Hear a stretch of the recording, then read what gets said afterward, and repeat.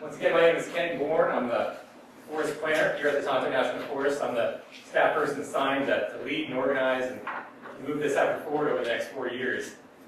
As both Greg and Andy said, thanks for coming out. I know there's a lot of other things you'd be doing on an evening like this, so I really appreciate the time you're going to spend to learn with us and to provide us some feedback. So I just wanted to start by just talking a little bit about what this meeting's about and how we got here. We are looking at this round of public meetings as the second round of public meetings. We had a series of 18 different listening sessions back in January and two one-day workshops in March. And so those meetings were focused on how to plan for the plan. How do we organize our public participation effort? How do we work together moving forward, knowing that there's a lot of time and energy and distance that separates some of our communities in the forest? How do we go about doing that in the best way that keeps folks in the loop? And how do we do that in a way that keeps folks feeling like they're providing input they need to move this thing ahead? Because what we're all about here is to hear from you guys on how we need to manage the forest moving forward in the next 15 years. So these public meetings are super important to kind of gain that input and to really learn what's important to the community. So we heard really three main things at those listening sessions and at the workshop that come to my mind. One is that folks told us we needed to organize our effort focused around topics and issues. We also heard that folks wanted shared learning opportunities. They wanted to learn from the Tonto and our partners on how we manage the land currently, what some of the issues and trends are. And they wanted us to build upon existing collaborative and partnership efforts. So as we designed the agendas for these 8 workshops or these 8 community forums we're hosting now, we tried to hit the mark on that. And so we're trying to hold true to the feedback we received in terms of having presentations from Forest Service folks, from our external partners, learning from you guys in these small group discussions afterwards, and really focusing the meetings on topics and issues as opposed to the whole shooting match. And so that's how we put together the agenda for this meeting and for the 5 we've had previously and the couple more that we have. But the next 10 or 15 minutes or so, I'm just going to give an overview of the process, specifically focused on the assessment, which is the first year of the process. My apologies if you've heard this presentation a number of times. I know some folks in the room who have. So the Tonto is one of the biggest national forests in the country. It's close to 3 million acres in size. It was originally formed in 1905 for watershed protection purposes to protect the watersheds of the Verde and Salt rivers. So we've got really 6 major reservoirs on the forest that hold up to 2 million acre-feet of water. So it's super important for agricultural purposes, for water supply purposes in the valley, and that's really our main charge of the forest. It's one of the most heavily visited national forests in the country. We're known as an urban forest. We've got over 8 wilderness areas that encompass 600,000 acres, over 26,000 head of cattle permitted on the land. We've got a rich history of minerals and mining uses. And while we're not heavily timbered, we produce up to 4 million board feet of timber per year in some of the areas around the Rim Country. So we're a diverse place.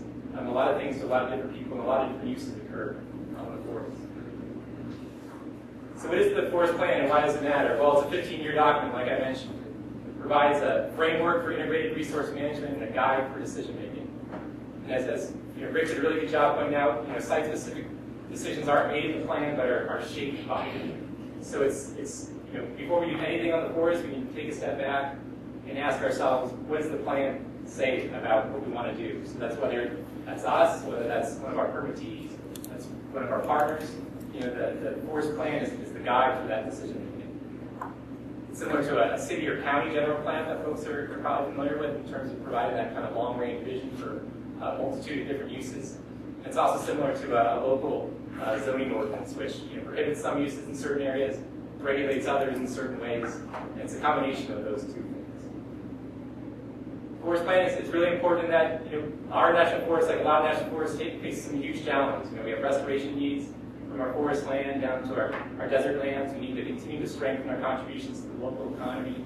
We need to start tackling climate change head on, and we need to start working as partners across a landscape level like we've never done before. Nationally, timber harvest levels are down about 25% of what they were in their peak in the 1980s, which is to be a huge driver of budgets. And increasingly, research is being spent on fighting wildfire like they've never been spent before. So our agency is at a crossroads. We can't do the things we used to do. And all the while, a lot of us are operating under plans that are 30 years old or more. Our existing plan was adopted in 1985. And certainly a lot has changed since that time. Our understanding of management's changed, science has changed, demands and uses have changed, and folks' values sometimes have changed too. So these plans provide the vehicle from which we can come together, hash out some differences, come to an agreement on an acceptable mix of outputs and outcomes. And that's why the process, even more so than getting to a plan, is really important to have these conversations as a whole. So why revise now? Well, we have what's called the National Forest Management Act. It helps guide management of the national forest. It was adopted back in 1976. It requires every forest to have a plan that's updated every 15 years. And nationally, we had what was called the 2012 planning rule that was adopted back in 2012, obviously. It was looked at by the agency as the most collaborative effort to date, collaborative rulemaking effort to date of any rule that the agency's ever put together. So that rule helps guide the revisions and amendments and adoptions of new forest plans. You may be also aware that we put together, or at least tried to put together, a revision effort back in 2005 through 2007. The planning rule that was in place at the time, it was the 2005 planning rule, was held up in the courts. So we decided to take a step back and put that effort on pause. And so this is a continuation, or we're picking up where we left off from that effort to continue on with our revision process.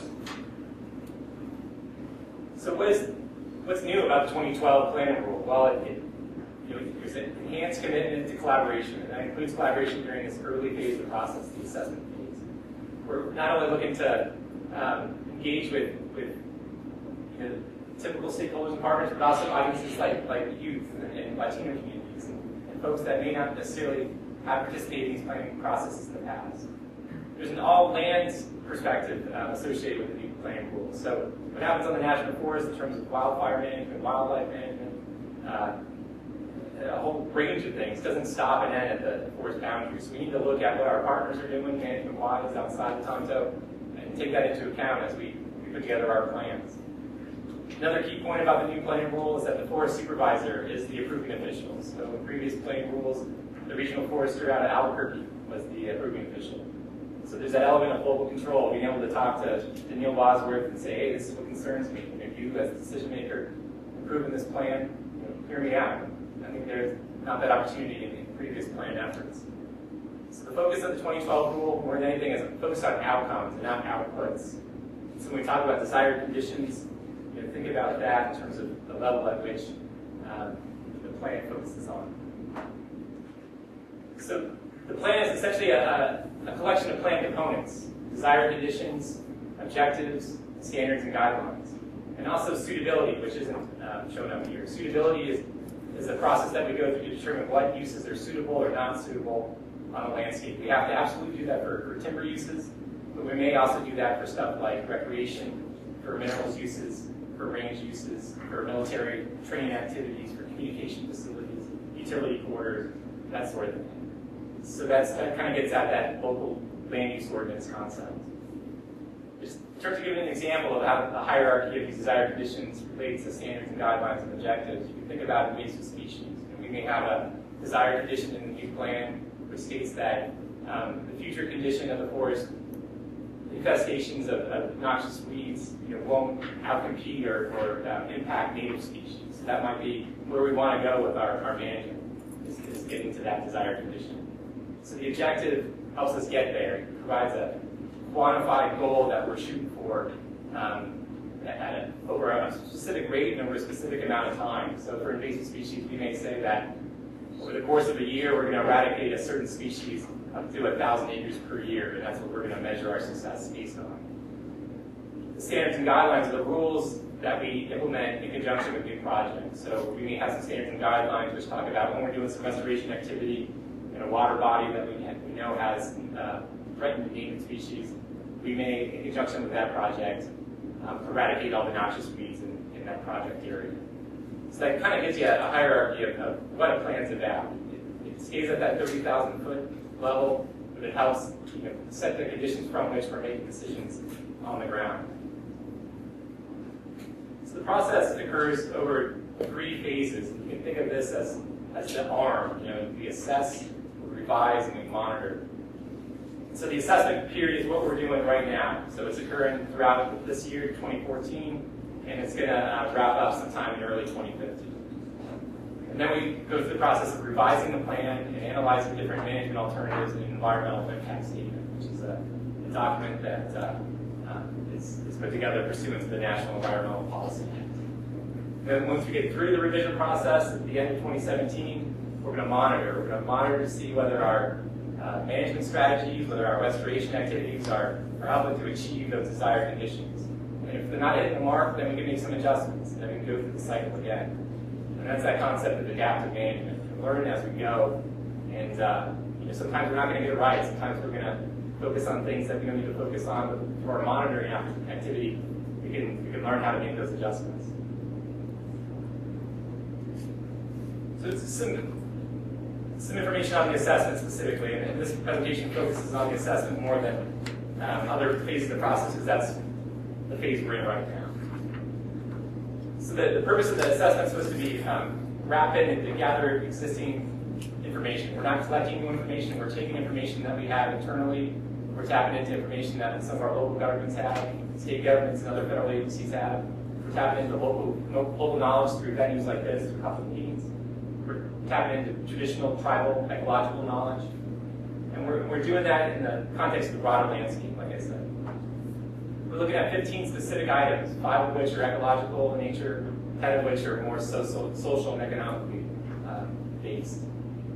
And the assessment report that we come up with helps identify the need for change. And that is, what are we getting right with our existing management? What's not working?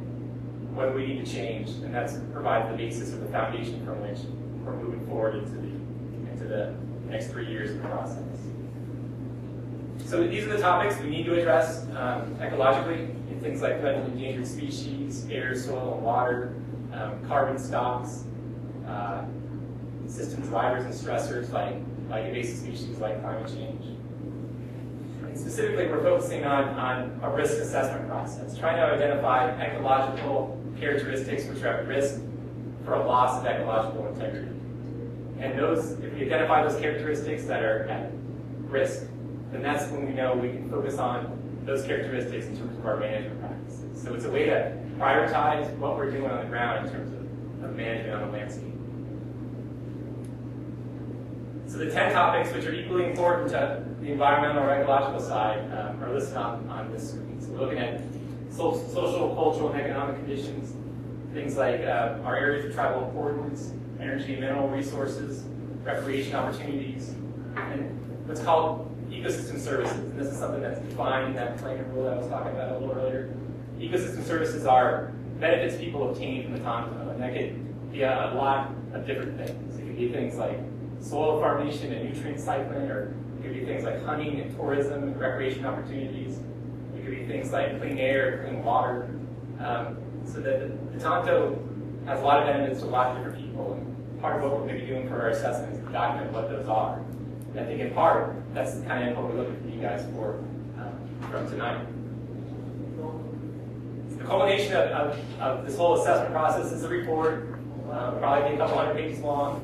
We're going to provide an opportunity for the public to review it, to weigh in on it, make sure we got it right, make sure that the input you guys are providing here tonight is accurately reflected. And we're hoping to get that out in the spring of 2015. So some of the things you can help us out with are answering some of these questions. What sort of benefits do you receive from the forest? How have you seen these benefits change over time? What do you feel is special or unique about Tonto? And provide us some information that we can base some findings off of. So on that 2-page form that you probably got out the sign-in desk, those are the kind of questions we're hoping to get from you guys. It helps us define what our special places are out on the Tonto, and how you guys use the forest, and what sort of trends you're seeing out there that we can potentially adjust our management activities on. So here are some timelines. Once we get through the assessment phase, we'll be working into that plan revision phase. The first milestone there is producing a draft plan, a draft environmental impact statement in the spring of 2016. And then we're hoping to wrap this process up at the end of 2017. So again, I just want to emphasize collaboration, public participation opportunities are going to be made available throughout. When there's not an opportunity to participate in a meeting setting, we've got what's called tontoplan.org, our website. Feel free to check that out. We've got information not only about what the plan is about, what the planning process is about, supporting documents, but we've also got opportunities for you guys to weigh in on that too. Weigh in on the plan at the website. We're also putting meeting notes there, videos from the meetings, and other documents there that help folks who haven't had a chance to come to the meeting learn more about what we're talking about.